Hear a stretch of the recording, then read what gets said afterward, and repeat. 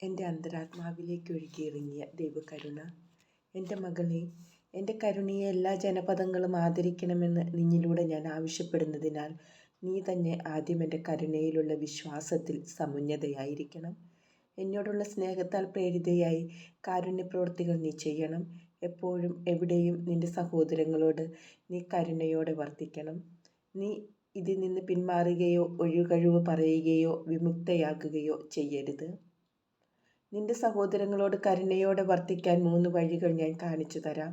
ഒന്നാമത്തേത് പ്രവൃത്തിയിലൂടെ, രണ്ടാമത്തേത് വാക്കുകളിലൂടെ, മൂന്നാമത്തേത് പ്രാർത്ഥനയിലൂടെ. ഈ 3 പദവികളും ഉൾക്കൊള്ളുമ്പോഴാണ് കരുണ പൂർണ്ണതയിലെത്തുന്നത്. അപ്പോൾ അത് ആർക്കും ചോദ്യം ചെയ്യപ്പെടാൻ സാധിക്കാത്ത വിധം എൻ്റെ നേരെയുള്ള സ്നേഹത്തിൻ്റെ സാക്ഷ്യവുമാകും. ഈ വിധത്തിലാണ് ഒരാത്മാവ് എൻ്റെ കരുണയെ ആദരിക്കുകയും മഹത്വപ്പെടുത്തുകയും ചെയ്യുന്നത്. അതെ, ഈസ്റ്റർ കഴിഞ്ഞു വരുന്ന ആദ്യ ഞായറാഴ്ച കരുണയുടെ തിരുനാളാണെങ്കിലും അവയോടൊപ്പം കരുണയുടെ പ്രവൃത്തികളും ഉണ്ടായിരിക്കണം. സഹോഷം തിരുനാൾ ആഘോഷിച്ചും ഛായാചിത്രത്തെ വണങ്ങിയുമാണ് കരുണയുടെ തിരുനാൾ ആഘോഷിക്കേണ്ടത്. ഈ ചിത്രത്തിലൂടെ നിരവധി പ്രസാദവരങ്ങൾ ഞാൻ ആത്മാക്കളിലേക്ക് ഒഴുക്കും. കാരുണ്യപ്രവൃത്തികൾ ചെയ്യാൻ ഈ ഛായാചിത്രം നിങ്ങളെ എപ്പോഴും ഓർമ്മപ്പെടുത്തും. കാരണം പ്രവൃത്തികൾ കൂടാതെയുള്ള ഏറ്റവും ശക്തമായ വിശ്വാസം പോലും പ്രയോജനരഹിതമാണ്. ഓ എൻ്റെ ഈശോയെ, അങ്ങ് തന്നെ എല്ലാ കാര്യങ്ങളിലും എന്നെ സഹായിക്കണം. കാരണം ഞാൻ എത്ര ദുർബലയാണെന്ന് അങ്ങ് കണ്ടാലും. അതിനാൽ ദൈവമേ, ഞാൻ അങ്ങയുടെ നന്മയിൽ പൂർണ്ണമായും ആശ്രയം വയ്ക്കുന്നു. പ്രത്യേക ആത്മശോധന. കരുണാസമ്പന്നനായ ഈശോയോട് ഐക്യപ്പെട്ടുകൊണ്ട് സമസ്ത ലോകത്തെയും, പ്രത്യേകിച്ച് അപരിഷ്കൃത രാജ്യങ്ങളെയും മതപീഡനം നടക്കുന്ന രാജ്യങ്ങളെയും എൻ്റെ ഹൃദയത്തിൽ ഞാൻ സ്വീകരിക്കുന്നു. അവയുടെ മേൽ കരുണയായിരിക്കണമേ എന്ന് ഞാൻ പ്രാർത്ഥിക്കുന്നു. 2 പൊതുവായ പ്രതിജ്ഞകൾ. 1. ആന്തരിക നിശബ്ദതയ്ക്കായി പരിശ്രമിക്കുകയും മൗനത്തിൻ്റെ നിയമം കർശനമായി പാലിക്കുകയും ചെയ്യും. 2. ആന്തരിക പ്രചോദനങ്ങളോടുള്ള വിശ്വസ്തത. ആത്മീയ നിയന്താവിൻ്റെ ഉപദേശപ്രകാരം അവയെ ഞാൻ എൻ്റെ ജീവിതത്തിലും ജോലികളിലും പ്രാവർത്തികമാക്കും. ഇപ്പോഴും ഈ ലോകാവസ്ഥയിൽ ദൈവത്തിരുമനസ്സിനെ മഹത്വപ്പെടുത്താൻ ഞാൻ ആഗ്രഹിക്കുന്നു. എനിക്ക് സാധിക്കുന്നിടത്തോളം സമൂഹ അനുഷ്ഠാനങ്ങളിൽ പങ്കെടുക്കാൻ ഞാൻ പരിശ്രമിക്കും. എല്ലാ സഹനങ്ങളെയും ദുഃഖങ്ങളെയും ഓർത്ത് ദൈവമായ കർത്താവിന് ഞാൻ ഹൃദയംഗമമായി നന്ദി അർപ്പിക്കും. ദൈവം എന്നോട് ആവശ്യപ്പെടുന്ന കാര്യങ്ങളിൽ കൂടുതൽ വ്യക്തത ലഭിക്കേണ്ട സന്ദർഭങ്ങളിൽ പോലും ഈശോയിൽ നിന്നല്ലാതെ മറ്റാരിൽ നിന്നും ഒരു സഹായവും ലഭിച്ചിരുന്നില്ല എന്നതാണ് എൻ്റെ അനുഭവം. ഇന്ന് സായാഹ്നത്തിൽ ഒരു പ്രത്യേക കാര്യത്തെക്കുറിച്ച് പെട്ടെന്ന് ഒരു ഉൾപ്രകാശം ദൈവത്തിൽ നിന്ന് എനിക്ക് ലഭിച്ചു. 12 വർഷമായി ഞാൻ ആ കാര്യത്തെക്കുറിച്ച് ചിന്തിച്ചിട്ടും എനിക്കൊന്നും മനസ്സിലാക്കാൻ സാധിച്ചില്ല. ഈശോയെ അത് എത്രമാത്രം സംപ്രീതനാക്കിയെന്ന് ഇന്ന് അവിടുന്ന് എനിക്ക് മനസ്സിലാക്കി തന്നു. ക്രിസ്തുരാജൻ്റെ തിരുനാൾ ഒക്ടോബർ 25, 1936. വിശുദ്ധ കുർബാനയുടെ സമയത്ത് ദൈവസ്നേഹാഗ്നി എൻ്റെ ഉള്ളിൽ കത്തിജ്വലിച്ച് എന്നെ മുഴുവൻ ഗ്രസിച്ചു. പറഞ്ഞറിയിക്കാൻ സാധിക്കാത്ത വിധം ആത്മാക്കളെ രക്ഷിക്കാനുള്ള ഉത്കടമായ അഭിലാഷം എന്നിൽ ജ്വലിച്ചുയർന്നു. കരുണയാകുന്ന ആയുധം ഉപയോഗിച്ച് തിന്മയ്ക്കെതിരെ പടവെട്ടുവാനുള്ള ദാഹത്താൽ ഞാൻ ജ്വലിച്ചു. ആത്മാക്കളെ രക്ഷിക്കാനുള്ള ആഗ്രഹത്താൽ ഞാൻ ദഹിക്കുകയായിരുന്നു. ലോകത്തിൻ്റെ ഒരതിർത്തി മുതൽ മറ്റേ അറ്റം വരെ തലങ്ങും വിലങ്ങും ആത്മാക്കളുടെ രക്ഷയ്ക്കായി പണിയെടുക്കാൻ ഞാൻ ആഗ്രഹിച്ചു. പ്രാർത്ഥനകളും പരിത്യാഗങ്ങളും വഴി ഞാനിത് പ്രാവർത്തികമാക്കും. ഓരോ ആത്മാവും താൻ അനുഭവിച്ച കരുണയുടെ ഫലങ്ങളാൽ ദൈവകരുണയെ മഹത്വപ്പെടുത്തണമെന്നാണ് എൻ്റെ ആഗ്രഹം. സ്വർഗത്തിൽ വിശുദ്ധർ ദൈവകരുണയെ ആരാധിക്കുന്നു. എന്നാൽ ഈ ലോകത്തിൽ വച്ച് ഇപ്പോൾ തന്നെ ദൈവകരുണയെ ആരാധിക്കണമെന്നാണ് ഞാൻ അഭിലഷിക്കുന്നത്. അതിനാൽ ദൈവം എന്നിൽ നിന്ന് ആവശ്യപ്പെടുന്നത് പോലെ ദൈവകരുണയോടുള്ള ഭക്തി പ്രചരിപ്പിക്കാൻ ഞാൻ പരിശ്രമിക്കും. ചില പ്രത്യേക സന്ദർഭങ്ങളിലും കഠിനമായ പരീക്ഷണങ്ങളുടെ സമയത്തും ഞാൻ സഹായം പ്രതീക്ഷിച്ചിരുന്നവരാൽ പോലും ഉപേക്ഷിക്കപ്പെട്ട് തനിച്ചാവുകയാണ് പതിവ്. എൻ്റെ ആത്മാവിൻ്റെ സർവ്വശക്തിയോടും കൂടി എല്ലാ പ്രതിസന്ധികളോടും ഞാൻ പടവെട്ടേണ്ടിയിരുന്നു. എന്നാൽ ഞാൻ തനിച്ചല്ല, ഈശോ എന്നോടൊപ്പമുണ്ട്. അവിടുന്ന് കൂടെയുള്ളതിനാൽ ഞാൻ ഭയപ്പെടുന്നില്ല. എല്ലാ കാര്യങ്ങളും ഞാൻ വ്യക്തമായി കാണുകയും അവയെല്ലാം ദൈവം എന്നോട് ആവശ്യപ്പെടുന്നവയാണെന്ന് അറിയുകയും ചെയ്തിരുന്നു. സഹനങ്ങളും നിന്ദനങ്ങളും അധിക്ഷേപങ്ങളും പീഡനങ്ങളും എളിമപ്പെടുത്തലുകളുമായിരുന്നു എൻ്റെ സ്ഥിരം ഭാഗധേയം. മറ്റൊരു വഴിയും എനിക്കറിഞ്ഞുകൂടാ. ആത്മാർത്ഥമായ സ്നേഹത്തിന് കൃതജ്ഞത ഈശോയുടെ കാലടികൾ പതിഞ്ഞ ഈ വഴിയായിരുന്നു എൻ്റെയും.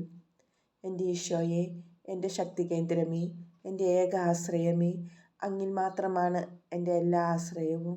അങ്ങിലുള്ള എൻ്റെ ശരണം ഒരിക്കലും വിഫലമാവുകയില്ല. വ്രതനവീകരണ ദിവസം 1936 ഒക്ടോബർ 30 വെള്ളിയാഴ്ച. ദൈവിക സാന്നിധ്യം എൻ്റെ ആത്മാവിൽ നിറഞ്ഞു. അത് ആത്മീയമായി മാത്രമല്ല ശാരീരികമായും ഞാൻ അനുഭവിച്ചു.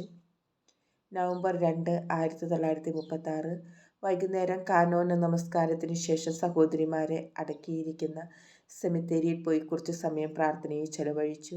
അപ്പോൾ ഞങ്ങളുടെ ഒരു സഹോദരി കാണപ്പെട്ട് എന്നോട് പറഞ്ഞു, ഞങ്ങൾ ചാപ്പലിൽ പോയി പ്രാർത്ഥിച്ച് അവർക്ക് ആവശ്യമായ ദണ്ഡവിമോചനം നേടിയെടുക്കണമെന്നാണ് ആവശ്യപ്പെടുന്നതെന്ന് എനിക്ക് മനസ്സിലായി.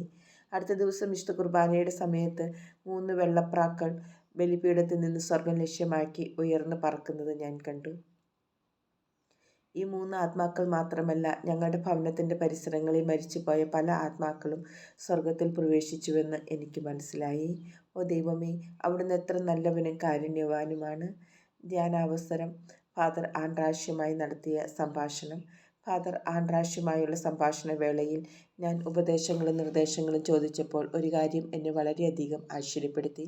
ദൈവം എന്നോട് ആവശ്യപ്പെടുന്ന കാര്യങ്ങളെക്കുറിച്ച് ഞാൻ ചോദിക്കുമ്പോൾ അവയെല്ലാം അദ്ദേഹം തന്നെ സ്വയം അനുഭവിക്കുന്നവയാണ് എന്ന വിധം വളരെ വ്യക്തമായും ഉറപ്പോടും കൂടിയും ഉത്തരം നൽകിയിരുന്നു. ഓ എൻ്റെ ഈശോയെ, ഇതുപോലുള്ള കൂടുതൽ ആത്മീയ നേതാക്കൾ ഉണ്ടായിരുന്നെങ്കിൽ അവരുടെ ശിക്ഷണത്തിലെ ആത്മാക്കൾ അവർക്ക് ലഭിക്കുന്ന ഉന്നതമായ പ്രസാദപരങ്ങൾ നഷ്ടപ്പെടുത്താതെ അവയോട് സഹകരിച്ച് വളരെ വേഗം വിശുദ്ധിയുടെ ഉച്ചകോടിയിലെത്തുമായിരുന്നു. ഈ വലിയ കൃപയ്ക്ക് ഞാൻ ദൈവത്തിന് നിരന്തരം നന്ദി അർപ്പിക്കുന്നു. എൻ്റെ ആത്മീയ ജീവിതയാത്രയുടെ പാതയിൽ ഈ ദീപസ്തംഭങ്ങൾ നാട്ടുവാൻ അവിടുത്തെ അനന്ത നന്മയാൽ ദൈവം തിരുമനസ്സായി. ദൈവൈക്യത്തിലേക്കുള്ള എൻ്റെ യാത്രയിൽ വഴിതെറ്റാതെയും താമസം നേരിടാതെയും ഈ ദീപസ്തംഭങ്ങൾ എൻ്റെ പാതയിൽ വെളിച്ചം വീശി. ആത്മാക്കളെ ദൈവീക രഹസ്യങ്ങൾ പഠിപ്പിച്ച് ദൈവത്തിലേക്ക് നയിച്ചുകൊണ്ടിരിക്കുന്ന തിരുസഭയെ ഞാൻ അത്യധികം സ്നേഹിക്കുന്നു. ഒക്ടോബർ 31, 1936 മദർ ജനറലുമായുള്ള സംഭാഷണം. ഇന്ന് സന്യാസ സഭയിൽ നിന്ന് പുറത്തു പോകുന്ന കാര്യത്തെക്കുറിച്ച് മദർ ജനറലുമായി സംസാരിച്ചപ്പോൾ എനിക്ക് ഉത്തരം ലഭിച്ചു. ഈ സഭയിൽ നിന്ന് പുറത്തു പോകുവാൻ ഈശോ സഹോദരിയോട് ആവശ്യപ്പെടുന്നെങ്കിൽ ഇത് ദൈവ തിരുമനസ്സാണ് എന്നതിന് അവിടുന്ന് എനിക്ക് വ്യക്തമായ ഒരു അടയാളം നൽകട്ടെ. കാരണം നീ ഏതെങ്കിലും മായാദർശനത്തിൻ്റെ ഇരയായി തീരുമോ എന്നതാണ് എൻ്റെ ഭയം. മറിച്ച് ദൈവഹിതത്തെ തടസ്സപ്പെടുത്താനോ അതിനെതിരെ നിൽക്കാനോ ഞാൻ ആഗ്രഹിക്കുന്നില്ല. കാരണം ദൈവഹിതം നിറവേറ്റാനാണ് ഞാനും ആഗ്രഹിക്കുന്നത്. ഈ സന്യാസ സഭയിൽ നിന്ന് പുറത്തു പോകുവാൻ ഈശോ തന്നെയാണ് എന്നോട് ആവശ്യപ്പെടുന്നതെന്ന് മദർ ജനറലിന് ദൈവം വെളിപ്പെടുത്തി കൊടുക്കുന്ന സമയം വരെ ഞാൻ ആയിരിക്കുന്നത് പോലെ തന്നെ തുടരുവാൻ ഞങ്ങൾ തീരുമാനത്തിലെത്തി. അതിനാൽ അക്കാര്യം കുറച്ചു കാലത്തേക്ക് നീട്ടിവെച്ചു. ഈശോയെ, അതിനാൽ ഇപ്പോൾ എല്ലാ കാര്യങ്ങളും നിൻ്റെ കയ്യിലാണ്. പെട്ടെന്ന് ചെയ്യാൻ വ്യഗ്രതയുണ്ടെങ്കിലും ഞാൻ പൂർണ്ണമായും വലിയ സമാധാനത്തിലാണ്. എൻ്റെ ഭാഗത്തു നിന്ന് എല്ലാ കാര്യങ്ങളും ചെയ്തു. ഇനി അങ്ങയുടെ അവസരമാണ്. അങ്ങനെ ഇത് അങ്ങയുടെ കാര്യമാണെന്ന് വ്യക്തമാകട്ടെ. അങ്ങയുടെ തിരുഹിതത്തിന് ഞാൻ എന്നെ പൂർണ്ണമായും അർപ്പിക്കുന്നു. ദൈവമേ, അവിടുത്തെ ഇഷ്ടം പോലെ എന്തും എന്നോട് ചെയ്തു കൊള്ളുക. എന്നാൽ കൂടുതൽ കൂടുതൽ തീഷ്ണതയോടെ അങ്ങയെ സ്നേഹിക്കുവാനുള്ള കൃപ എനിക്ക് നൽകണമേ.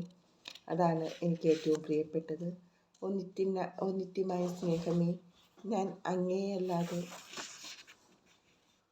മറ്റൊന്നും ആഗ്രഹിക്കുന്നില്ല. സന്തോഷത്തിൻ്റെയോ സന്താപത്തിൻ്റെയോ ഏത് പാതയിലൂടെയാണ് അവിടുന്ന് എന്നെ നയിക്കുന്നത് എന്നത് എനിക്ക് പ്രശ്നമല്ല. എൻ്റെ ജീവിതത്തിൻ്റെ ഓരോ നിമിഷവും എനിക്ക് അങ്ങയെ സ്നേഹിക്കണം. സഭയിൽ നിന്ന് പുറത്തു പോകുവാൻ അങ്ങ് ആവശ്യപ്പെട്ടാൽ അവിടുത്തെ തിരുമനസ്സ് നിറവേറ്റാനായി ഞാൻ പുറത്തു പോകും. സഭയെ തന്നെ നിൽക്കുവാൻ അങ്ങ് പറഞ്ഞാൽ ഞാൻ അത് ചെയ്യും. ഒന്നും ഞാൻ കാര്യമാക്കുന്നില്ല. ഓ എൻ്റെ ഈശോയെ, പുറത്തു പോവുകയാണെങ്കിൽ എന്താണ് സഹിക്കേണ്ടതും നേരിടേണ്ടതുമെന്ന് ഞാൻ വ്യക്തമായി അറിയുന്നു. പൂർണ്ണമായ അറിവോടെ ഞാനിത് സ്വീകരിക്കുന്നു. മനസ്സുകൊണ്ട് ഞാനിത് നേരത്തെ തന്നെ സ്വീകരിച്ചു കഴിഞ്ഞു. കാസായിൽ എന്താണ് നിറച്ചിരിക്കുന്നതെന്ന് ഞാൻ ശ്രദ്ധിക്കുന്നില്ല. ദൈവത്തിൻ്റെ സ്നേഹതൃക്കരങ്ങളിൽ നിന്നാണോ എനിക്കത് നൽകുന്നത് എന്ന് മാത്രം എനിക്കറിഞ്ഞാൽ മതി. എന്നോട് അകത്ത് തന്നെ നിൽക്കുവാൻ ആവശ്യപ്പെട്ടാൽ എല്ലാ ആന്തരികാഭിനിവേശങ്ങളോടും കൂടി ഞാൻ അകത്ത് തന്നെ നിൽക്കും. എൻ്റെ ദൈവമേ, ആത്മാവിലെ ഈ അഭിനിവേശങ്ങളുടെ പീഡയിൽ എന്നെ മരണം വരെ ഈ മഠത്തിനകത്ത് തന്നെ നിർത്തിയാലും പൂർണ്ണമായ സമ്മതത്തോടും സ്നേഹാർപ്പണത്തോടും കൂടി ഞാനത് സ്വീകരിക്കും. മനുഷ്യനേത്രങ്ങൾക്ക് ഗോചരമല്ലാത്ത രീതിയിൽ ദൈവമേ, അങ്ങയുടെ കരുണയുടെ ആഴങ്ങളിൽ ഞാൻ മറിഞ്ഞിരിക്കും. എൻ്റെ ജീവിതകാലം മുഴുവനും അഗ്നി ഒളിഞ്ഞിരിക്കുന്ന ഒരു ധൂപകലശമായി തീരാൻ ഞാൻ ആഗ്രഹിക്കുന്നു. ഓ ജീവനുള്ള അപ്പമേ, അങ്ങേക്ക് പ്രസാദജനകമായ പരിമള ധൂപം ഞാൻ ഉയർത്തട്ടെ. ആരും മനസ്സിലാക്കാത്ത വിധം നിഗൂഢവും നിശബ്ദവുമായി അങ്ങയോടുള്ള എൻ്റെ സ്നേഹം ഓരോ പരിത്യാഗ പ്രവൃത്തിയാലും കത്തിജ്വലിക്കുന്നതായി ഹൃദയാന്തരാളത്തിൽ ഞാൻ അനുഭവിക്കുന്നു. ദൈവകോപത്തെ മയപ്പെടുത്താനായി സഭ മുഴുവനും കരുണക്കൊന്ത ചൊല്ലണമെന്ന് കർത്താവ് ആവശ്യപ്പെടുന്നതായി മദർ ജനറലിനോട് ഞാൻ പറഞ്ഞു. തിരുസഭ അംഗീകരിക്കാത്ത പുതിയൊരു പ്രാർത്ഥന അനുവദിക്കാൻ ഇപ്പോഴത്തെ സാഹചര്യത്തിൽ ബുദ്ധിമുട്ടാണെന്ന് മദർ പറഞ്ഞു. മദർ തുടർന്നു, എനിക്ക് ആ പ്രാർത്ഥന തരിക. ഒരുപക്ഷെ ആരാധനയുടെ സമയത്ത് നടത്തുവാൻ സാധിച്ചേക്കും. നമുക്ക് നോക്കാം. ഫാദർ സപ്പോച്കോ കരുണക്കൊന്തയോടുകൂടിയ ഒരു ലഘുലേഖ പ്രസിദ്ധീകരിച്ചിരുന്നെങ്കിൽ നമ്മുടെ സഭയിൽ ഇത് ചൊല്ലുവാൻ എളുപ്പമായിരുന്നു. ഇപ്പോൾ ഇത് ചെയ്യാൻ അല്പം ബുദ്ധിമുട്ടാണ്. തങ്ങൾ അനവരതം അനുഭവിക്കുന്ന അളവറ്റ ദൈവകരുണയെ സ്വർഗത്തിൽ വിശുദ്ധാത്മാക്കൾ പാടിപ്പുകഴ്ത്തുകയാണ്. സ്വർഗത്തിൽ ഈ വിശുദ്ധാത്മാക്കൾ ചെയ്യുന്ന കാര്യം ഭൂമിയിലായിരിക്കുന്ന ഇപ്പോൾ തന്നെ ഞാൻ തുടങ്ങുന്നു. അവിടുത്തെ അപരിമേയമായ നന്മയെ ഞാൻ സ്തുതിച്ച് മഹത്വപ്പെടുത്തും. മറ്റാത്മാക്കളും വർണ്ണനാതീതവും അപ്രാപ്യവുമായ ദൈവത്തിൻ്റെ അനന്ത കരുണയെ അറിഞ്ഞ് മഹത്വപ്പെടുത്താനായി ഞാൻ പരിശ്രമിക്കും. കർത്താവിൻ്റെ വാഗ്ദാനം. കരുണയുടെ ജപമാല ചൊല്ലുന്ന ആത്മാക്കളെ ജീവിതകാലം മുഴുവനും, പ്രത്യേകിച്ച് മരണസമയത്ത് എൻ്റെ കരുണ ആശ്ലേഷിക്കും. എൻ്റെ ഈശോയെ, കരുണാദ്രമായ സ്നേഹത്തോടെ എല്ലാവരെയും ഹൃദയത്തിൽ സ്വീകരിക്കാൻ എന്നെ പഠിപ്പിക്കണമേ. ഈശോയെ, എൻ്റെ ഗുരുനാഥ, എൻ്റെ എല്ലാ പ്രാർത്ഥനകളും പ്രവൃത്തികളും അങ്ങയുടെ അളവറ്റ കരുണയാൽ മുദ്ര ചെയ്യുവാൻ എന്നെ പഠിപ്പിക്കണമേ.